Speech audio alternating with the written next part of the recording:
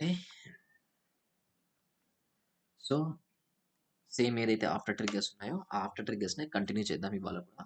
But ఏంటంటే for a change like మనము multiple సినారియోస్‌ని practice చేసాం. ఏది ప్యాటర్న్స్ పేరెంట్ క్రియేట్ అయినప్పుడు చిల్డ్రన్ క్రియేషన్ చేయడం, చిల్డ్రన్ అప్డేట్ అయినప్పుడు పేరెంట్‌ని అప్డేట్ చేయడం. ఇవి చేశాం కాబట్టి ఒకసారి చాట్‌జీపీటీకెళ్ళి మనం కొన్ని సినారియోస్ తీసుకుందాం. చాట్‌జీపీటీ ఎలా సినారియోస్ ఇస్తుందో చూద్దాము. And then based on that ఆ సినారియోస్‌ని ఇంప్లిమెంటేషన్ చేయడానికి మనం ట్రై చేసుకుందాం. సో, ఒకసారి నేను చాట్‌జీపీటీకైతే వచ్చేసా. ఇక్కడ నేను ప్రాంప్ట్ ఇస్తా.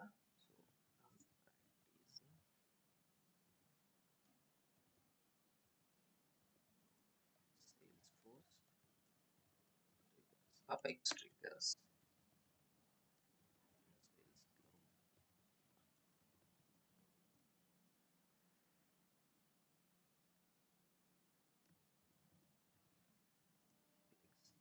ఆఫ్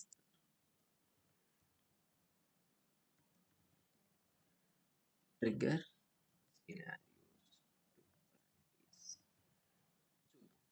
ఒకసారి ఎంత కాంప్లెక్స్‌గా ఇస్తుందో అనేసి మనం అబ్జర్వ్ చేద్దాం.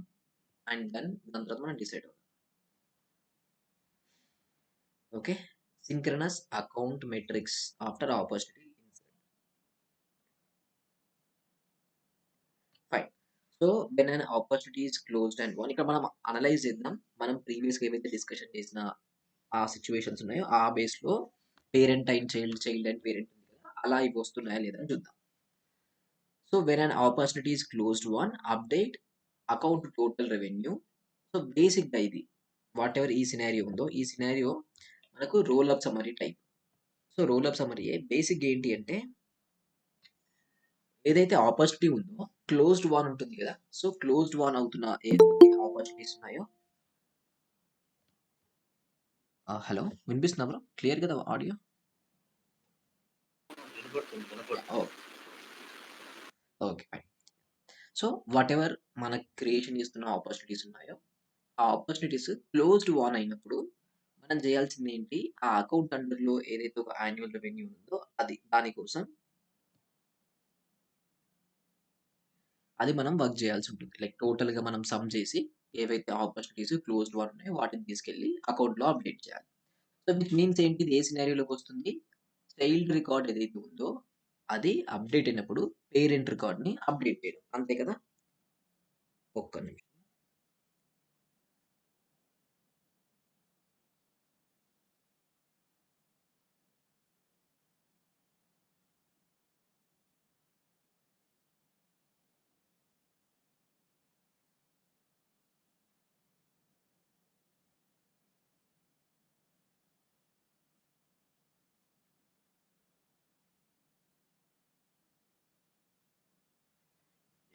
So, kind of roll up summary functionality లాంటిదే ఇది. అండ్ నెక్స్ట్ ఇక్కడ చూసుకుందాం. Create renewal opportunity automatically. So, when opportunity is closed won and we have auto create. So, create opportunity with closed date +1 అని add అయ్యింది. So, బేసిక్‌గా ఏంటంటే opportunity ఏదైతే ఉందో అది క్లోజ్డ్ వన్ ఉన్నప్పుడు యాస్ ఎ రెన్యువల్ ఆపర్చునిటీ లాగా ఇంకో ఆపర్చునిటీని క్రియేషన్ చేయమన్నారు. సో, ఇక్కడ పేరెంట్ అండ్ చైల్డ్ లాగా కాదు. ఇక్కడ ఏంటంటే ఆపర్చునిటీ క్లోజ్ అవుతుంది. క్లోజ్ అవుతున్నప్పుడు సేమ్ అవే డీటెయిల్స్ యూజ్ చేసుకొని మనం ఇంకో ఆపర్చునిటీని క్రియేషన్ చేస్తున్నాం. ఇది చాలా ఈజీ. బట్ ఎనీవే ఇది ట్రై చేద్దాం. ఇక్కడ parent and child, child and parent లాగా లేదు. సేమ్ ఆబ్జెక్ట్ లోనే. రైట్? మేబీ మీరు ఆఫ్టర్ ట్రిగ్గర్స్ లోనే చేయొచ్చు. బిఫోర్ ట్రిగ్గర్స్ లోనే చేయొచ్చు. ఇది డెఫినిట్‌గా చేయాల్సింది ఆఫ్టర్ లోనే. ఎందుకంటే సక్సెస్‌ఫుల్ ఆపర్చునిటీ రికార్డ్ క్రియేషన్ అయిన తర్వాత లైక్ ఆ క్లోజ్ అయిన తర్వాతనే మనం ఇది చేయాల్సి ఉంటుంది. సో, ఆఫ్టర్ అప్‌డేట్‌లోకెళ్తా నేను. సినారియో ఏదైతే ఉందో ఈ specific scenario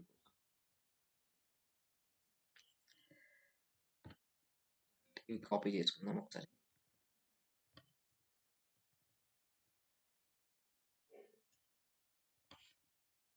when opportunity in closed won create renewal opportunity. Fine.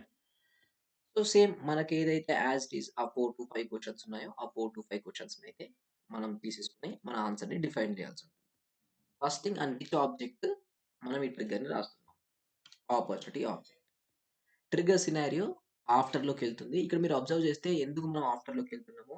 Same ఒకటే ఆబ్జెక్ట్ రికార్డ్ ఇక్కడ ఇన్వాల్వ్ అయింది కదా! అనేసి మీకు డౌట్ రావచ్చు. ఒక్క ఆబ్జెక్టే ఇన్వాల్వ్ అయినా మనకిక్కడ ఏం కావాలి? ఆ ఆబ్జెక్ట్‌ని క్రియేషన్ చేయాల్సుంటుంది. ఆపర్చునిటీని క్రియేషన్ చేయాల్సుంటుంది. సో, క్రియేషన్ చేయాలి అంటే సక్సెస్‌ఫుల్‌గా ఇప్పుడు ఏదైతే ఒక ఆపర్చునిటీ అప్‌డేట్ అవుతుందో, అదే అప్‌డేట్ అయిన తర్వాత మాత్రమే మనం దీన్ని క్రియేషన్ చేయాలి. ఒకవేళ అది అప్‌డేట్ అవ్వకపోతే మనం క్రియేషన్ చేయాల్సిన అవసరం లేదు. అందుకే ఆఫ్టర్‌లోకెళ్ళాలి. బిఫోర్‌లోకెళ్తే మేబీ ఆ ఆపర్చునిటీ ఏదైతే ఉందో ఏదైనా వాలిడేషన్ టూల్ వల్ల, లేదంటే వేరే ఏదైనా సిట్యుయేషన్ వల్ల ఆ ఆపర్చునిటీ రికార్డ్ అప్‌డేట్ అవ్వడం ఆగిపోయిందనుకుందాం. బట్ మనం ఆల్రెడీ ఆ ఆపర్చునిటీ రిలేటెడ్ ఇంకో ఆపర్చునిటీ క్రియేషన్ చేసేసాం. యాస్ ఎ రెన్యువల్ ఆపర్చునిటీ లాగా. అందుకే ఇలాంటి సినారియోస్‌ని అవాయిడ్ చేయడానికి నేను ఆఫ్టర్‌లోకెళ్తున్నా. అండ్ దెన్ ఇక్కడ ఇన్సర్ట్ అవసరం లేదు. అప్డేట్. ఎప్పుడైతే ఆపర్చునిటీ రికార్డ్ క్లోజ్డ్ వన్ అవుతుందో అప్పుడు మాత్రమే మనము దాని ఇన్ఫర్మేషన్ యూజ్ చేసుకొని ఇంకో కొత్త ఆపర్చునిటీని క్రియేషన్ చేయాలి. సో, అందుకే కాంటెక్స్ట్ వచ్చేసి ఓన్లీ అప్డేట్‌లో. Is there any data retrieval required అంటే నో. డేటా రిట్రీవల్ అసలు మనకు అవసరం కూడా లేదు ఇక్కడ. ఎందుకంటే ఆల్రెడీ ఆపర్చునిటీ ఏదైతే అప్డేట్ అవుతుందో అది మనకొచ్చేస్తుంది. సో, అదొక్కటి చాలు. So, public static void renewal opportunity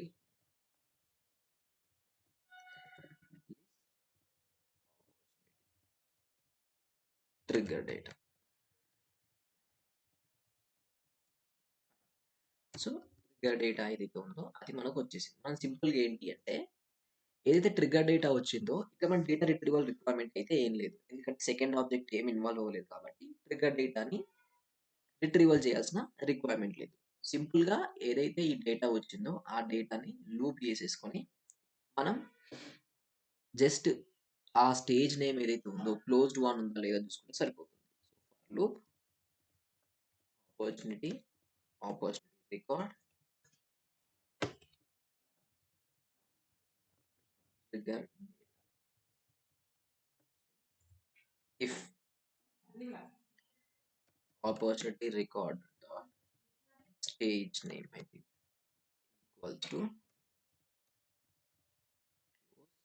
one. Right, మన క్లోజ్డ్ వన్ ఉంటుంది కదా! క్లోజ్డ్ వన్ ఉంటే అప్పుడు మాత్రమే మనకు కావాల్సిన ఈ ఆపరేషన్‌ని పెర్ఫార్మ్ చేయాలి. ఏం చేయాలి? ఒక కొత్త ఆపర్చునిటీని ఇప్పుడు ఏదైతే రికార్డ్ ట్రిగ్గర్ ఏదైతే ఈ ఆపర్చునిటీ రికార్డ్ అప్డేట్ అయిందో క్లోజ్డ్ వన్ లాగా ఆ డీటెయిల్స్ యూజ్ చేసుకొని కొత్త ఆపర్చునిటీని క్రియేషన్ చేయాలి. సో, కొత్త ఆపర్చునిటీని క్రియేషన్ చేయాలి అంటే మనం ఆ ఆపర్చునిటీ రికార్డ్ ఇన్‌స్టెన్స్ క్రియేషన్ చేయాలి. So,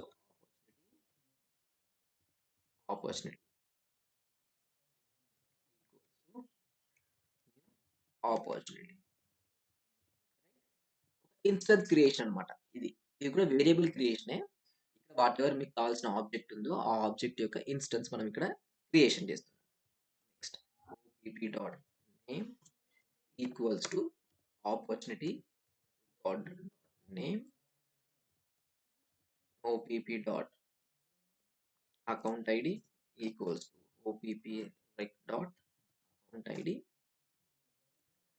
and OPP whatever fields కావాలో ఆ ఫీల్డ్స్ అన్నిటిని మీరు మ్యాప్ చేసుకుంటారు. ఇప్పుడు ఈ ఇండివిడ్యువల్ ఆపర్చునిటీ రికార్డ్‌ని మనం ఒక లిస్ట్‌లో స్టోర్ చేయాలి కదా! డైరెక్ట్ ఇక్కడనే మనము ఇన్సర్ట్ ఓపీపీ అని పెట్టేస్తే మనకు ప్రాబ్లమ్ అవుతుంది. ఏం ప్రాబ్లమ్ అవుతుంది? వాటెవర్ ఆ ఆపర్చునిటీ రికార్డ్ ఉందో అది ఇన్సర్ట్ అవుతుంది. బట్ ఇన్‌సైడ్ ఫర్ లూప్ మనం డీఎంఎల్ ఆపరేషన్స్ చేయకూడదని మాట్లాడుకున్నాం. ఎందుకంటే డీఎంఎల్ ఆపరేషన్స్ ఏవైతే ఉన్నాయో అవి లిమిటెడ్‌గా ఉన్నాయి. అరౌండ్ 150 మాత్రమే మనం పెర్ఫార్మ్ చేయగలం. బట్ ఇన్ కేస్ మనకి ట్రిగ్గర్ డేటా ఒక 200, 300 అలా వస్తే 150 వరకు రికార్డ్స్ ఇన్సర్ట్ అవుతాయి. దాని తర్వాత రికార్డ్స్ ఇన్సర్ట్ అవ్వవు. సో, అందుకే ఇన్‌సైడ్ ఇది చేయకూడదు. మనం ఏం చేస్తాం? ఒక లిస్ట్ తీసుకుంటాం. Opportunity and opportunity insert equals to new list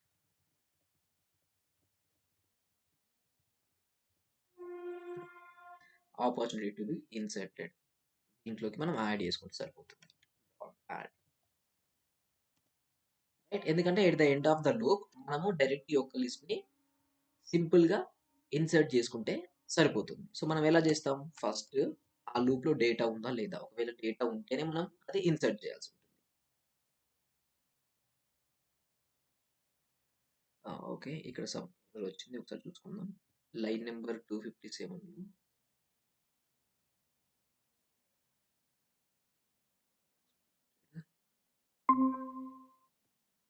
list opportunity new list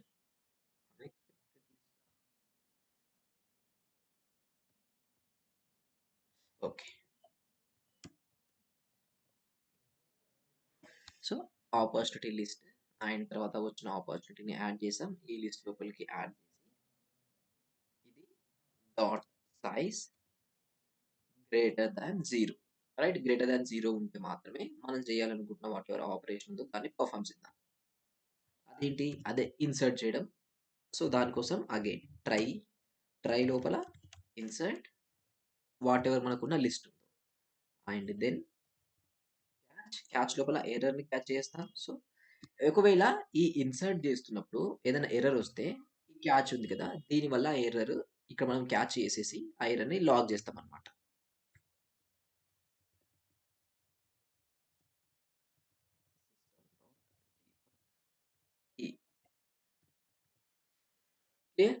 so simple గా మనకు కావాల్సిన సినారియోని మనం చేసుకున్నాం.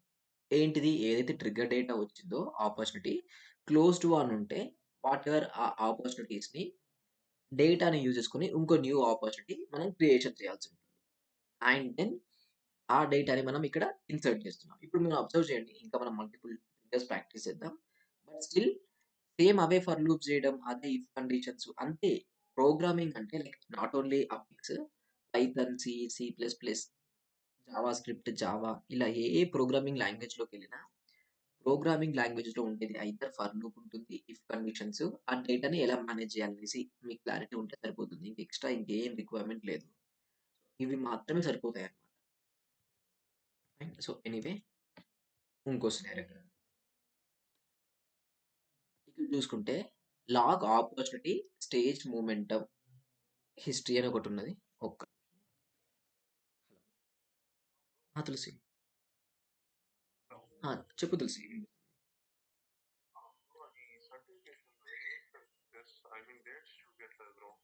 స్లాట్స్ ఫుల్ అయిపోయినట్టున్నాయి అయితే.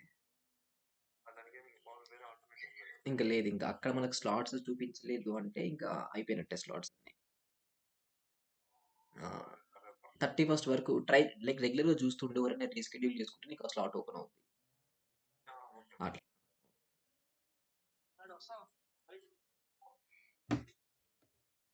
సో ఇక్కడ ఏమంటున్నానంటే ఆపర్చునిటీ స్టేజ్ ఉంది కదా, ఆ స్టేజ్ ని మనము ట్రాక్ చేయాలి అని చెప్పేసి ఉంటుంది. ఇక్కడ చూస్తే when ever opportunity stage changes INCET A custom object record opportunity stage history. మన దగ్గర ఆపర్చునిటీ స్టేజ్ హిస్టరీ అనే ఒక కస్టమ్ ఆబ్జెక్ట్ ఉంది అంట. ఆ కస్టమ్ ఆబ్జెక్ట్ ని ఇన్సర్ట్ చేయమంటున్నారు. ఏమని? ఓల్డ్ స్టేజ్ ఏంటి, న్యూ స్టేజ్ ఏంటి, చేంజ్ డేట్ ఏంటి, చేంజ్డ్ బై ఏంటి. సో బేసిక్ ఇది ఏంటి? పేరెంట్ ఇన్సర్ట్ అయినప్పుడు కైండ్ ఆఫ్ చిల్డ్రన్ ఇన్సర్ట్ చేయడం. అంతే సింపుల్ ఇక్కడ అంతే. ఇది ఒక ఫీల్డ్ ట్రాక్ హిస్టరీ గుర్తుంది కదా, మనం ఏ ఫీల్డ్ చేంజ్ చేసినా ఆ ఫీల్డ్ చేంజ్ అయింది ఎప్పుడు, ఏ యూజర్ చేంజ్ చేశాడు ఏంటి అనేసి క్లియర్గా ఉంటుంది.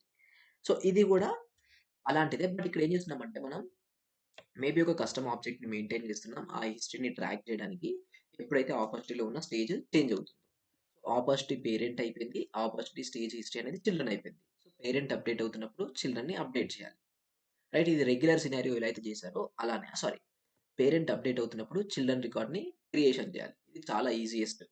క్రియేషన్ ఏదైతే వస్తుందో అది ఈజీ అన్నమాట, పెద్దగా ఇబ్బంది అయితే ఏముండదు. Next, auto create case when high value opportunity created. Simple. So when opportunity amount is greater than 10,000 create a case for financing link to account. ఇది కొంచెం డిఫరెంట్. ఇక్కడ మనకు డైరెక్ట్ రిలేషన్షిప్ లేదు బిట్వీన్ ఆపర్చునిటీ అండ్ కేస్. ఒకసారి మీరు చూడండి, like మన specific application లో ఇది లేదు అనుకుందాం. ఒకవేళ ఉంటే ప్రాబ్లం లేదు, పేరెంట్ అండ్ చైల్డ్ లాగా చాలా బెటర్. కొన్ని ప్రాజెక్ట్స్ లోపల బిట్వీన్ ఆపర్చునిటీ అండ్ కేస్ మనకు రిలేషన్షిప్స్ ఉంటాయి. ఇప్పుడు మనకు స్టాండర్డ్ గా లేదు కదా, మనం అదే కన్సిడర్ చేసుకుందాం. యాజ్ ఆఫ్ నో మీరు చూసుకుంటే ఆపర్చునిటీ ఏదైతే ఉందో ఆపర్చునిటీ నుంచి డైరెక్ట్ గా కేస్ కి ఎక్కడ రిలేషన్షిప్ లేదు. ఓన్లీ కనెక్షన్ ఏముంది అంటే అకౌంట్. ఈ అకౌంట్ ఆ కేస్ ఈ రెండింటి బిట్వీన్ మన కనెక్షన్ ఉంది. ఏమంటున్నారంటే ఈ ఆపర్చునిటీ ఏదైతే ఉందో opportunity high value, which means ఏదో ఒక అమౌంట్ తోని ఆపర్చునిటీ క్రియేట్ అయితే దాని రిలేటెడ్ ఒక కేస్ క్రియేషన్ చేయండి. క్రియేషన్ చేసి వాట్ ఎవర్ ఈ ఆపర్చునిటీ పేరెంట్ అకౌంట్ ఉంది కదా, ఆ పేరెంట్ అకౌంట్ అండర్లో ఈ కేస్ ని క్రియేషన్ చేయమంటున్నారు. సో ఇది kind of sibling record creation లాగా. సో ఆపర్చునిటీ క్రియేట్ అవుతున్నప్పుడు దాని పేరెంట్ అండర్‌లో ఈ డీటెయిల్స్ యూజ్ చేసుకొని ఇంకో చైల్డ్‌ని క్రియేషన్ చేయాలి. ఇది కూడా ఒకసారి ప్రాక్టీస్ చేద్దాం. Let's go again copy fine.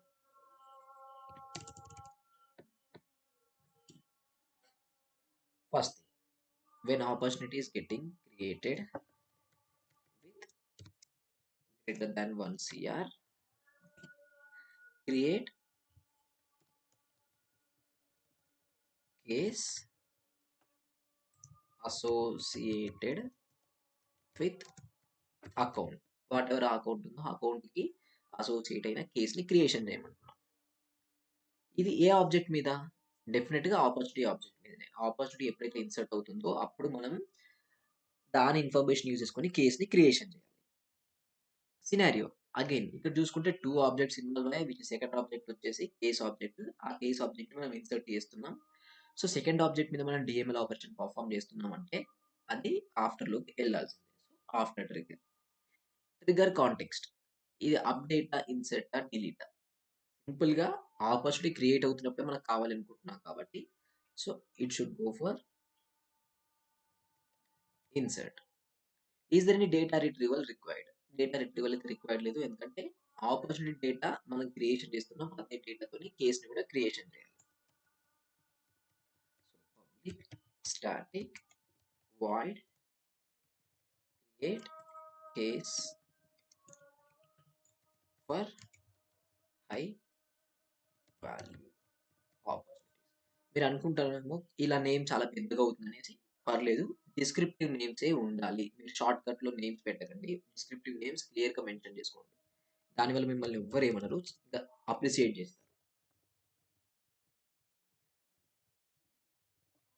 ఎప్పుడైతే నేను ఈ కోడ్‌ని రివ్యూ చేస్తుంటానో, లైక్ మా టీమ్‌లో కోడ్ రివ్యూ నేను చేస్తున్నప్పుడు మోస్ట్‌లీ ఎవరైతే ప్రాపర్‌గా ఈ వేరియబుల్ నేమ్స్ పెట్టారో ఆ కోడ్ రివ్యూ టైమ్‌లో డెఫినిట్‌గా వాళ్ళతో మళ్ళీ చేంజెస్ చేపిస్తా. ఎందుకంటే వేరియబుల్ సపోజ్ ఆ పర్సన్ డెవలప్ చేసాడు. తనే మళ్ళీ వచ్చి ఆ కోడ్‌ని తన కోడ్ తను చూసుకున్నా కానీ తను గుర్తుపట్టలేడింకా. అసల దాంట్లో ఏం చేస్తున్నాం, ఏంటి అనేసి. డెఫినిట్‌గా ఇది ఎవ్రి డెవలపర్ ఫేస్ చేస్తారు. మన కోడ్ మనమే గుర్తుపట్టినప్పుడు పక్కనున్న కొలీగ్ ఎలా గుర్తుపడతారు? లైక్ మీరెళ్ళిపోయారు. మీరెళ్ళిపోయిన తర్వాత ఆ ప్రాబ్లమ్ మీద మళ్ళీ ఎవరో వర్క్ చేస్తున్నారు. సో, ఆ కోడ్ తనకు అర్థం కావాలి అంటే క్లియర్‌గా ఇలాంటి నేమ్స్, ఆ వేరియబుల్ నేమ్స్, కామెంట్స్ ఉంటేనే ఈజీ అయిపోతుంది. అందుకే best practices for developers A technology అయినా ఫంక్షన్స్‌కి ప్రాపర్ డిస్క్రిప్టివ్ నేమ్స్ ఇయ్యాలి. వేరియబుల్స్‌కి ప్రాపర్ నేమ్స్ ఇవ్వాలి. ఎక్కడైతే మీకు కొంచెం లాజిక్ పెర్ఫార్మ్ చేస్తున్నట్టు అనిపిస్తుందో, ఆ లాజిక్ పెర్ఫార్మ్ చేసిన దగ్గర కమెంట్స్ యాడ్ చేయండి. అక్కడ ఏం చేస్తున్నారు, ఏంటి అని కమెంట్ యాడ్ చేయండి. ఇలా చేసుకుంటూ వెళ్తే చాలా బెటర్ అన్నమాట. సో, ఆపర్చునిటీ వస్తుంది. మనం ఏంటి ఫస్ట్ థింగ్ ఈ ఆపర్చునిటీ ఏదైతే ట్రిగ్గర్ డేటా వస్తుందో, దాని రిలేటెడ్ కేస్ రికార్డ్ క్రియేషన్ చేయాలి. అండ్ ఈవెన్ మనం ఇక్కడ అబ్జర్వ్ చేసినా, ఆ కేస్ రికార్డ్ అనేది ఆపర్చునిటీకి ఎలాంటి డైరెక్ట్ రిలేషన్‌షిప్ లేదు. But between case and opportunity మనకు అకౌంట్ రిలేషన్‌షిప్ ఉంది. ఇది అకౌంట్ యాస్ ఎ పేరెంట్ లాగా ఉంది. అండ్ ఆపర్చునిటీకి. సో, ఆ అకౌంట్ ఇన్ఫర్మేషన్ ఏదైతే ఉందో అకౌంట్ ఐడీయే ఈ కేస్ కూడా మనం పాస్ చేయాల్సి ఉంటుంది. సో, సింపుల్ ఏం చేస్తాం చేయాల్సి ఉంటుంది. చేసేసుకుంటే ఒక్క నిమిషం.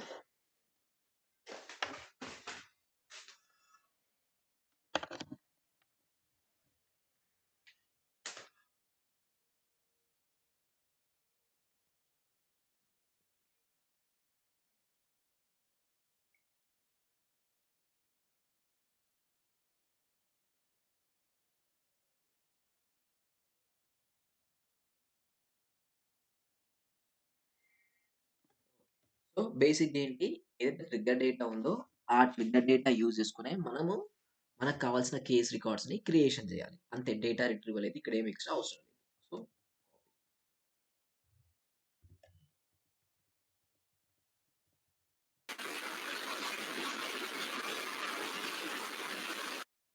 ఫైన్. సో, ఇప్పుడు మనము సింపుల్‌గా ఇంతకుముందుకి ఎట్లయితే ఒక ఆపర్చునిటీ ఆబ్జెక్ట్ ఇన్‌స్టాన్స్ క్రియేషన్ చేసామో ఇప్పుడు కూడా అలానే చేయాల్సి ఉంటుంది.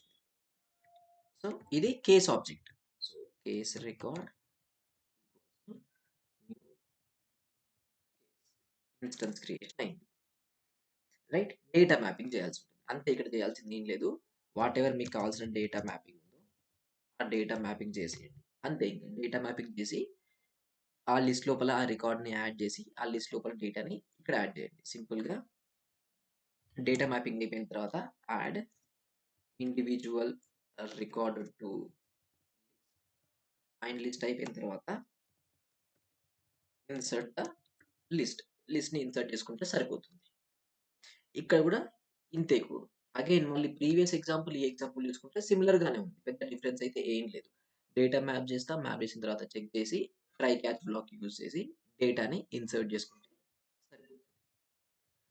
Let's go to example.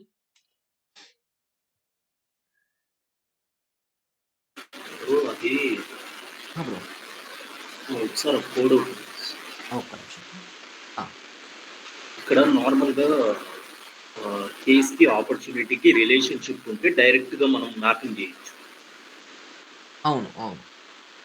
ఒకవేళ లుకప్ ఫంక్షనాలిటీ రిలేషన్షిప్ లేకపోతే డైరెక్ట్గా ఓపీపీ నుంచి ఆ మ్యాపింగ్ చేయాలి.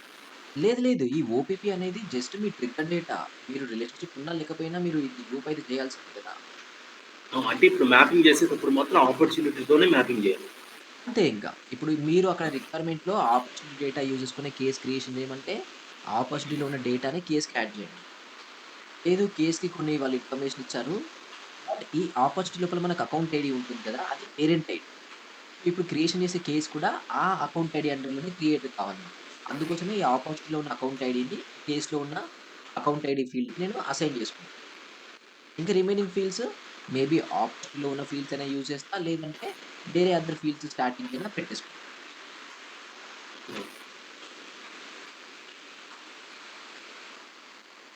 So when account industry changes log impact records. Again ఇది ఇంతకు ముందుకు ఏదైతే మనం చూసిన సినారియో ఉందో అదే. ఏది ఆపర్చునిటీ లోపల స్టేజ్ చేంజ్ అయినప్పుడు మనము స్టేజ్ హిస్టరీని ట్రాక్ చేయడానికి ఒక ఆబ్జెక్ట్‌ని యూజ్ చేస్తున్నాం.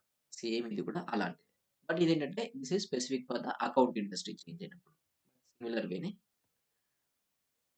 Assign opportunity team members automatically. When opportunity is created based on the region, added default team members, sales engineers with a different access level. Access level మనం control చేయలేము. But ఇదేంటి అంటే just మీరు ఆ record ఏదైతే create అవుతుందో, create అయినప్పుడు మన దగ్గర క్యూస్ లేవు. బేసిక్‌గా క్యూస్ అని ఉంటాయి. ఆ క్యూ క్రియేషన్ చేసి ఆ క్యూకి అసైన్ చేసుకుంటారు. ఇది ఆపర్చునిటీ కన్నా ఎక్కువ కేస్‌కి ఉంటుందన్నమాట. క్యూస్ అనేవి ఉంటాయన్నమాట. ఆ క్యూ లోపల ఆ కేస్‌కి అసైన్ చేస్తారు. ఎవరైతే ఆ క్యూ మెంబర్స్ ఉన్నారో వాళ్ళు సపోజ్ ఒక 10 కేసెస్ హ్యాండిల్ చేయగలుగుతున్నారు ఎట్ ఎ టైమ్. సో, ఒక 10 మెంబర్స్ ఉంటే 100 కేసెస్ వాళ్ళు హ్యాండిల్ చేస్తున్నారు. ఇప్పుడు ఇంకో 3, 4 కేసెస్ ఎక్స్‌ట్రా క్రియేట్ అయినాయి. వాటిని డైరెక్ట్‌గా ఏ యూజర్‌కి అసైన్ చేయరనమాట. వాటిని తీసుకెళ్ళి క్యూ అని చెప్పేసి ఒకటి క్రియేషన్ చేసి దానికి అసైన్ చేస్తారు. దాంట్లో ఈ 10 మెంబర్ ఎవరైతే యూజర్స్ ఉన్నారో వాళ్ళందరూ ఉంటారు. వాళ్ళే ఆటోమేటిక్‌గా దాంట్లోకెళ్ళి లైక్ వాళ్ళేదైనా కేస్ క్లోజ్ చేయగానే వాళ్ళకి ఆటోమేటిక్‌గా ఈ క్లోజ్ అసైన్ చేసేసుకుంటారు. సో, అది కేస్ కోసం ఉంటుంది. ఆపర్చునిటీ కోసం అయితే ఉండదు. Auto create task when opportunity proposal stage changed. సింపుల్‌గా ఏం లేదు. పేరెంట్ అప్డేట్ అయినప్పుడు చిల్డ్రన్ రికార్డ్ క్రియేషన్ చేయడం. ఇది అదే example. Prevent opportunity reopen without approval. Okay. So, ఇక్కడ ఏమంటున్నారంటే ఆపర్చునిటీ రీఓపెన్ ఏదైతే ఉందో అది రీఓపెన్ చేయకూడదు. సో, ఇది మనం ప్రివెన్షన్ చేయాలి. ప్రివెన్షన్ చేయాలి విచ్ మీన్స్ అంటే మీరు వెళ్ళాల్సింది బిఫోర్‌లో ఎళ్ళాలి. ఆఫ్టర్‌లో ఎళ్ళకూడదు. అంటే ఆపర్చునిటీ రికార్డ్ రీఓపెన్ అవ్వకూడదసలు. డైరెక్ట్‌గా అవ్వకూడదు. అప్రూవల్ అనేది కావాలి. మేబీ మన దగ్గర అప్రూవల్ అనేది ఒక చెక్ ఫీల్డ్ లైక్ ఒక చెక్ బాక్స్ లాంటిది ఉందనుకుందాం. ఒకవేళ అప్రూవల్ లేకపోతే ఈ ఆపర్చునిటీ రీఓపెన్ చేయనీయకూడదు. అప్రూవల్ ఉంటేనే ఆపర్చునిటీని రీఓపెన్ చేయాలి అన్నమాట. అదొక్కటి గుర్తుంచుకోండి. ఇది కూడా సేమ్ బిఫోర్‌లోకెళ్ళి వాలిడేషన్ రూల్ చేయడం అంతే ఇంకా. Update parent account rating based on the child opportunities. Simple. Kind of rule of summary లాంటిది. ఏదైతే ఆపర్చునిటీస్ క్రియేట్ అవుతున్నాయో ఆర్ అప్డేట్ అవుతుందో అప్పుడు మనం పేరెంట్ అకౌంట్‌ని డేటా ఏదైతే ఉందో డేటాని మనం మ్యాప్ చేయాల్సి ఉంటుంది. అండ్ ఆల్మోస్ట్ ఇలాంటివి ఉన్నాయి. సో, ఇవాళ ఒక చిన్న ఇంటర్వ్యూ ఉంది నాకు 7:30కి. సో, క్లాస్ ఇక్కడికి నేను స్టాప్ చేస్తాను. అండ్ ఏదైతే మీకు ఆఫ్టర్ ట్రిగ్గర్స్ డాక్యుమెంట్ ఉందో అది ఇవాల్టి వరకు షేర్ చేయలేదు. సో, అది ఆ డాక్యుమెంట్ మీకు ఇవాళ షేర్ చేసేస్తా. డాక్యుమెంట్ మీద ప్రాక్టీస్ చేయండి. రేపు మనం కనెక్ట్ అయిపోయి మీకు డౌట్స్ ఉంటే ఆర్ ఎల్స్ ఇంకేదన్నా ఎక్స్‌ట్రా సినారియోస్ ఉంటే ఆ సినారియోస్‌ని మనం ప్రాక్టీస్ చేసుకుందాం. వన్స్ అది అయిపోయింది అంటే మీకు రేపే ఇంకో ప్రాజెక్ట్ అని చెప్పాను కదా! ఆ ప్రాజెక్ట్ కూడా ఎక్స్‌ప్లనేషన్ చేసేసి అందులో ఏం ఆబ్జెక్ట్స్ ఉంటాయి, ప్రాజెక్ట్ ఆర్కిటెక్చర్ ఏంటి, సినారియోస్ ఏంటి అవి కూడా ఎక్స్‌ప్లెయిన్ చేసి ట్రిగ్గర్స్ ఏదైతే ఆఫ్టర్ ట్రిగ్గర్స్ ఉన్నాయో వాటిని కూడా మీకు షేర్ చేసేస్తా. ఓకేనా బ్రో? Yes bro. కానీ ఒక స్మాల్ డౌట్ ఉంది. చెప్పండి. ఇప్పుడు మీరు పంపుతున్న డాక్యుమెంట్స్ బిఫోర్ అండ్ ఆఫ్టర్ ట్రిగ్గర్స్‌వి లెన్స్‌కార్ట్ ప్రాజెక్ట్ మీద చేయాలా? లేకపోతే ప్రీవియస్ క్రియేట్ చేసిన ప్యాకేజింగ్ ఇండస్ట్రీ మీద చేయాలా బ్రో? ప్రీవియస్ క్రియేషన్ చేసిన ప్రాజెక్ట్ మీదనే చేయండి. లెన్స్‌కార్ట్ ప్రాజెక్ట్ మీద రేపిస్తాం మీకు. Okay bro. ఇప్పుడు నేను చేసినవన్నీ packaging industry related. Okay bro.